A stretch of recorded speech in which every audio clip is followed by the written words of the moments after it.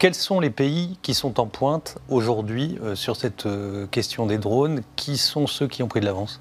Alors, il y a plusieurs types de drones. Donc, il y a les hautes portées et moyennes portées et les petits drones. Donc, sur on va dire les hautes et moyennes portées, on a surtout les États-Unis, la Chine, la Russie et récemment la Turquie. On a vu la Turquie. Voilà. Oui. Et la Turquie, en fait, la filière turque, c'est vraiment la réussite de la filière turque parce qu'elle permet d'obtenir des drones qui sont beaucoup moins chers que les drones américains. C'est pour ça que d'autres acteurs peuvent se saisir de cette technologie.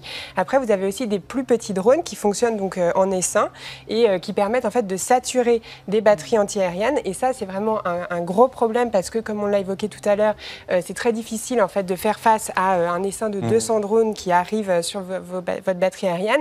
Et ça, les Israéliens, par exemple, sont en pointe sur ce type d'armement. Comment est-ce qu'on peut les intercepter justement quand ils arrivent comme ça? Alors, il y a plusieurs techniques. Donc, soit vous envoyez une onde électromagnétique qui en fait permet de couper le fil de communication entre le drone et son pilote. Le problème, c'est que si vous avez un développement avec des drones autonomes qui ont un pilotage automatique, ils peuvent continuer. Et la deuxième option, c'est le laser qui en fait envoie un rayon qui fait un petit trou dans le drone et qui peut le descendre. Mais le problème, c'est que si vous manquez votre cible, en fait, le laser ne s'arrête pas.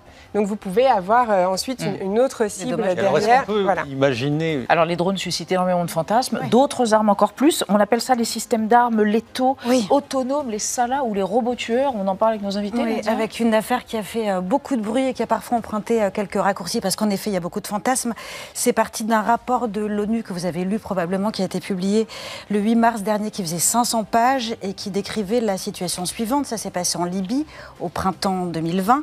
Un drone aurait, je cite, pourchassé et engagé à distance des soldats sans avoir reçu d'ordre spécifique. Le bilan de la frappe n'était pas précisé dans ce rapport, mais beaucoup de médias ont écrit à ce moment-là qu'il s'agissait du premier robot tueur. En réalité, le rapport, quand on le lit dans le détail, il est beaucoup moins catégorique et les preuves sont assez maigres.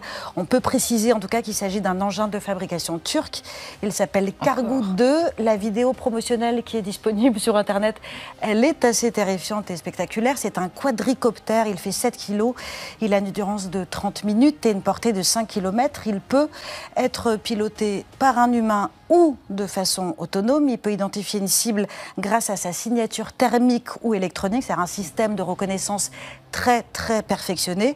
Et puis surtout, il peut fondre littéralement sur sa victime et se faire exploser, un peu comme un kamikaze. Tout est dans le éventuellement. Il peut éventuellement faire ça, puisqu'à ce stade, en tout cas pour ce qui est de la Libye et de cette affaire, on ignore si la décision de frapper un ou des soldats a été prise in fine par un homme ou par une machine à melliférer. Ça pose quand même la question du degré d'autonomie de ces engins et des limites qu'on pose. Qui est-ce qui pose des limites à ça? Il y a évidemment un débat éthique. Comment est-ce qu'on régule ces appareils-là?